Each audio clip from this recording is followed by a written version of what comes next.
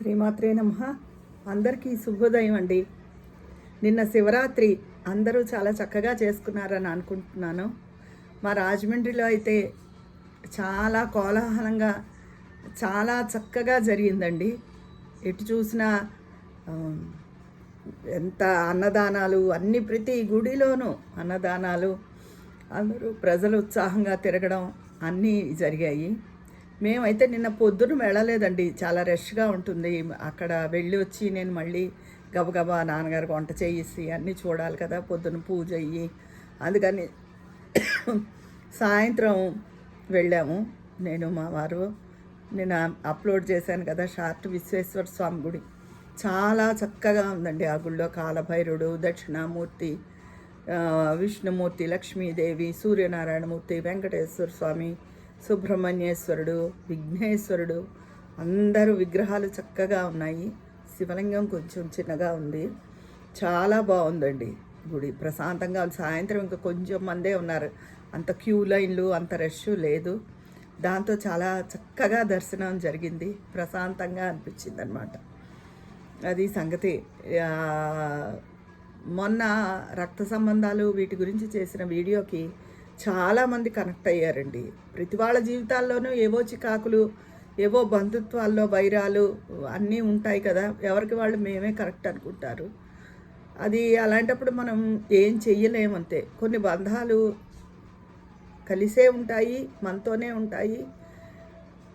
ఒక్కొక్కప్పుడు వాటిల్లో మంచి ఉంటుంది, ఒక్కొక్కసారి చెడ్డ ఉంటుంది. ఇంకా అలా కలుపుకోదలుచుకుంటే కలుపుకుపోయి ఉండాలి. లేదు మన మనసుకి ఎక్కువ చికాకుగా అలా ఉన్నప్పుడు ఇంకా తగినంత దూరంలో ఉండడం మంచిది. అంతకన్నా ఎవరు ఏం చేయలేరు. కానీ కొన్ని భర్తను బట్టి, కుటుంబాన్ని బట్టి కూడా ఉంటూ ఉంటాయి కొన్ని సంబంధాలు. మధ్యలో నలిగిదే ఆడవాళ్లే, ఎటువైపు ఆడవాళ్ళైనా సరే. వాళ్ళ వెర్షన్ చెప్పాగా, ఎదుటి వాళ్ళ వెర్షన్ వాళ్ళు రైట్ అనుకుంటారు, మన వెర్షన్ మనం రైట్ అనుకుంటాం. అది మనం ఏమైనా మాట్లాడకుండా నెమ్మదిగా ఉన్నాం అనుకోండి, ఆ పైకి అలా కనిపిస్తుంది అమాయకంగాను, అబ్బో నంగనాచి అంటారు. అలా అని మనం మాట గట్టిగా మాట్లాడామనుకోండి, అమ్మో తక్కువది కాదు నోరేసుకు పడిపోతుంది అంటారు. ఎలా అయినా నింద వేయదలుచుకున్న వాళ్ళు నింద వేసేస్తారు.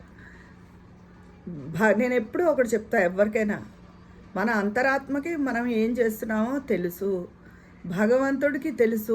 భగవంతుడు ప్రతీదీ గమనిస్తాడు, పంచభూతాలు గమనిస్తాయి.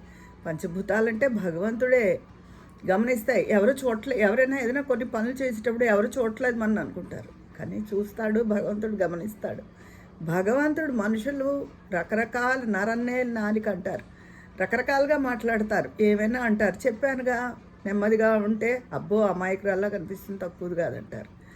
ఏదైనా గట్టిగా మనం తిరిగి జవాబు చెప్పి సీరియస్గా అయితే నోరేసుకు పడిపోతుంది అంటారు. మనం అనదాని అని టార్గెట్ చేస్తే ఏదో ఒకటి మనం ఆ మాట పడవలసి వస్తుంది. పోలేండి, అనుకుంటే అనుకుంటారు. చెప్పగా నరన్నేళ్ళకి నాలిక ఏదైనా మాట్లాడుతుందని. భగవంతుడి ముందు మనం తలదించుకోకుండా ఉంటే చాలు.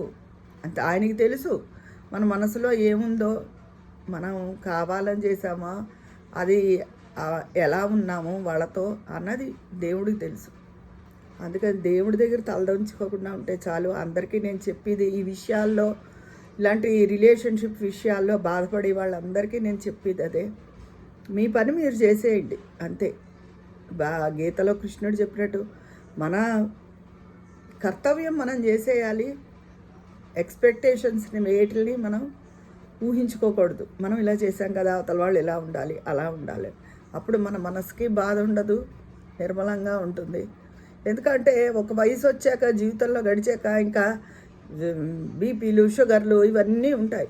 ఇలాంటి అక్కరైన వ్యర్థ ఆలోచనలు పెట్టి బుర్రపాడు చేసుకుంటే అవన్నీ పెరుగుతాయి. ఫుడ్ వల్లే షుగర్ వాళ్ళకేంటి, ఎవరికైనా ఫుడ్ వల్లే పెరిగిపోతాయి అనుకుంటారు. ఫుడ్ సగం కారణం అయితే స్ట్రెస్ సగం కారణం అండి ప్రతిదానికిను. వాళ్ళ వర్క్ లోడ్ అవ్వచ్చు, కుటుంబ సమస్యలు అవ్వచ్చు, ఏదైనా సరే స్ట్రెస్ ఎక్కువగా ఉంటే తొందరగా బీపీ, షుగర్లు వస్తాయి.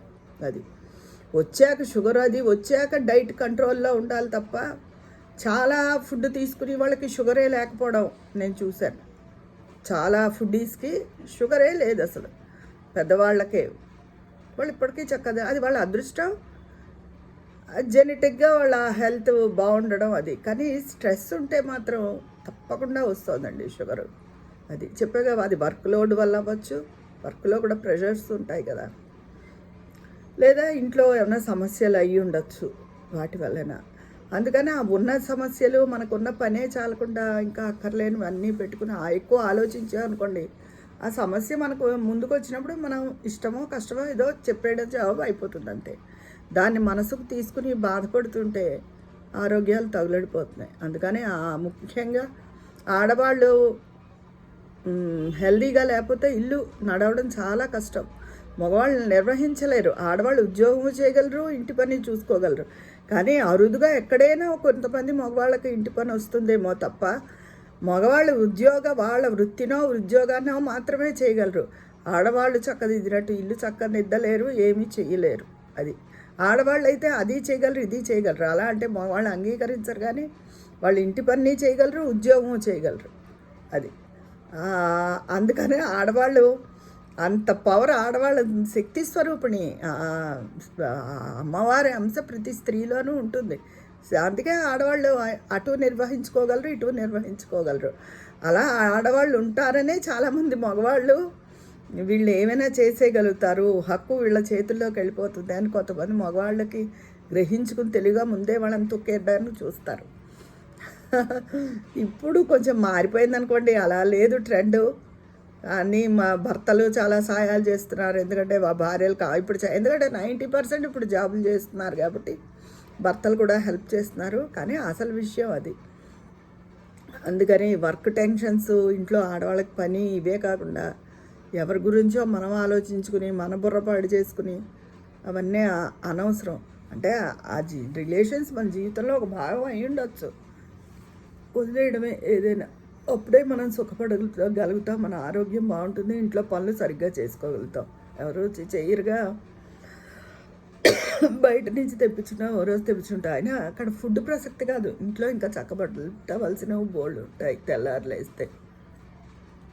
కానీ ఆరోగ్యానికే పెద్దపీట వేసి అందరూ అక్కర్లేని విషయాలు బుర్రకు పట్టించుకోకండి. చక్కగా అందరూ హెల్త్ చక్కగా చూసుకోండి. అది మీకు వీలైనంతలో అప్పుడప్పుడు గుళ్ళకి అవి తరచూ వెళ్ళి వాళ్ళు ఉంటారు, రోజు వెళ్ళి వాళ్ళు ఉంటారు, ఎప్పుడైనా వెళ్ళే వాళ్ళు ఉంటారు. వెళ్ళినా ఎవరన్నా ఆ పాజిటివ్ వైబ్స్ని తీసుకోండి, నెగిటివ్ అంతా వదిలేసేయండి. మనం డస్ట్బిన్లో రోజు చెత్త ఎలా పడేస్తాం, అది నిండిపోతే పిచ్చి వాసన రాదు. అలాగే బుర్ర కూడా అంతే, అక్కర్లేని ఆలోచనలు పెట్టుకుంటే రకరకాల మైగ్రేనా, చెప్పగా బీపీ, స్ట్రెస్, షుగర్లు కూడా స్ట్రెస్ వల్ల వస్తున్నాయి. షుగర్ వచ్చాక డైట్ జాగ్రత్తగా ఉండాలి తప్ప అది ఫుడ్ వల్ల వస్తున్నది పూర్తి నిజం కాదు. ఇవ్వండి ఈరోజు నేను మీతో మాట్లాడే సంగతులు. నాకు ఎందుకో పొడి దగ్గులాగా వస్తుంది 2 రోజుల నుంచి. అది ఉంటాను. మరి మీ అభిప్రాయాలు నేను చెప్పిన దాని మీద కామెంట్ బాక్స్లో తెలియజేసేయండి. మరి అక్కడ మాట్లాడుకుందామా? నేను పాట పాడుతుంటే ఎలా ఉంటుందో అని నేను అనుకుంటూ ఉంటాను. అంటే చిన్నప్పుడు బాగా పాడేదాన్ని, కానీ ఈ మధ్య అంత లేదు. కానీ అందరూ బాగుంది అని అంటున్నారు. ఈ పాట పాడండి, ఈ పాట పాడండి అని కూడా చెప్తున్నారు. చాలా చాలా థ్యాంక్స్ అండి మీ అందరికీ. ఉంటాను మరి. నేను జయలక్ష్మి గారి వాళ్ళ అమ్మాయి కూడా చెప్పి మెసేజ్ చేసింది, ఆ అమ్మాయి వేరేగా ప్రత్యేకంగా, ఆంటీ బాగుంది, చాలా బాగా పాడారు అని చెప్పి. చాలా ఆ అమ్మాయికి కూడా చాలా థ్యాంక్స్. ఉంటాను మరి. మీ అభిప్రాయాలు కామెంట్ బాక్స్లో తెలియజేసేయండి, అక్కడ మాట్లాడుకుందాం. మీ స్నేహితురాలు విజయ పన్నాల.